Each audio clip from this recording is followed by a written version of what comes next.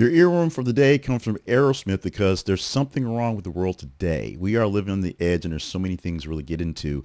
But right now, literally as I'm speaking, the meetings are beginning. The intros are happening at Quantico Marine Corps Base, where basically life there has been put on delay. Delayed openings for everyone everywhere as they're dealing with an operational purpose. The operational purpose being Defense Secretary Pete Hegseth and President Donald Trump being on the scene for a meeting unprecedented with basically every flag officer, every person with a star, or every person with some rank being in one place at one time.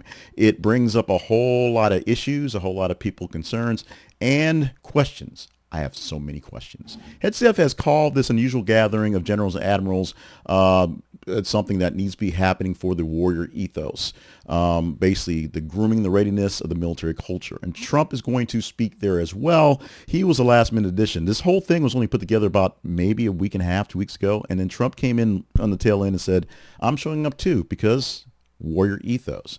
Now, there are so many things that go right or wrong with this thing, and the part of it being now that we're now in the Department of War. Part of it is so many changes in the way troops, sailors, airmen, how they are interacting with themselves and with the people, and literally with the people, as many of them are now roaming the streets in many places, patrolling where they legally should not be. But I have so many questions. Literally, I'm watching the news to my left and looking at the reporter talking about the busloads and busloads of generals and admirals showing up for this meeting because they can't all just drive up in their personal vehicles. And they're coming from literally every corner of the earth. Questions about the meeting. All I got is, how much is things going to cost? Transporting hundreds of generals and admirals to Quantico on short notice. There's airlift, there's TDY costs, there's per diem, there's venue, lodging, things like that.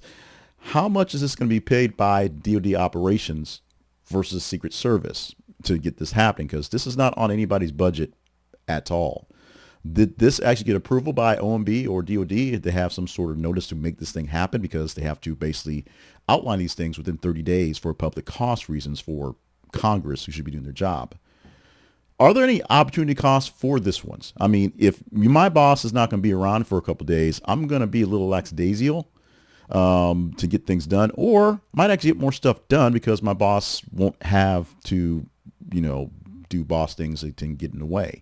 Is it actually a boon for the troops out in the field to do things without having their boss over their shoulders? Or will it be the issue where the person making commands can't make commands in the process?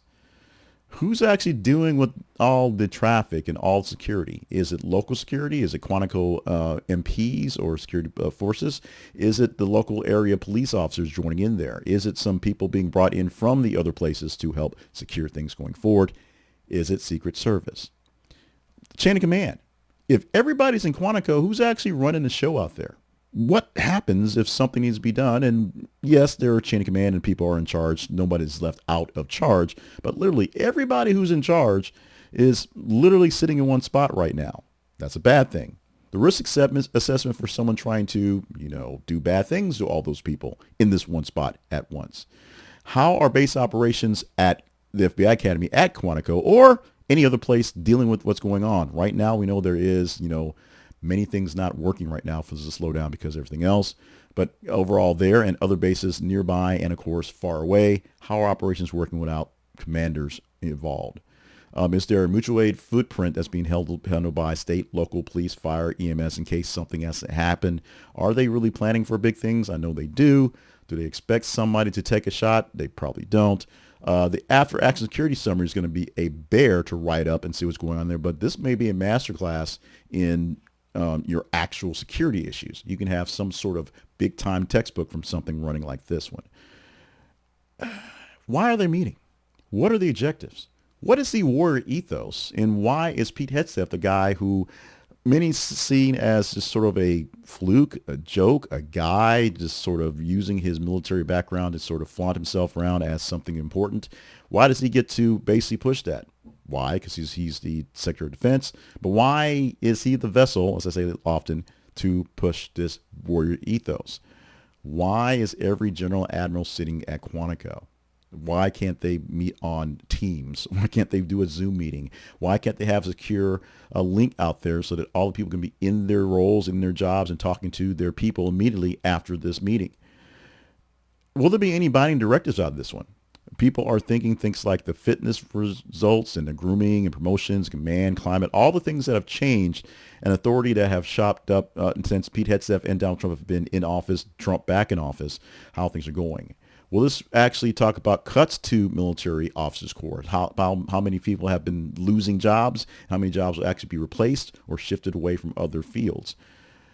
Given the unprecedented nature of what's going on, how about the politicization of the military? And how will the DOD deal with its supposedly apolitical character? Supposedly being out of the way because the military and the might it has can be seen as a threat just by being there. Yet we are now having the president sending troops to cities to police them because he sees them as war zones. But they're not war zones.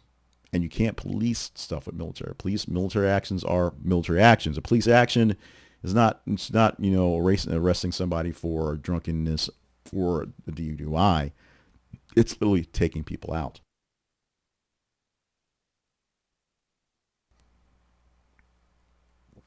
Got to take a pause for that because all I have are questions. All I have are questions. They will be answered maybe in a few hours, as the generals and the admirals are right now 6:25, 7:25 Eastern time, assembling for this big meeting. And it's not very often you get this many people of high stature nature to assemble for anyone, but they will because their bosses are having it happen. Although there's been no precedent for their bosses in the past to do something on this scale, the way this is being done. Everything looks bad. Everything looks odd. And with the way the politicalization of everything these days, the way things are being run, the way things are being said, all sort of just not normalness, if you will. We are living on the edge. There's something right with the world today, and everybody knows it's wrong. Your earworm today is from Aerosmith, and hopefully it's just an earworm and not a harbinger of bad things that could be coming.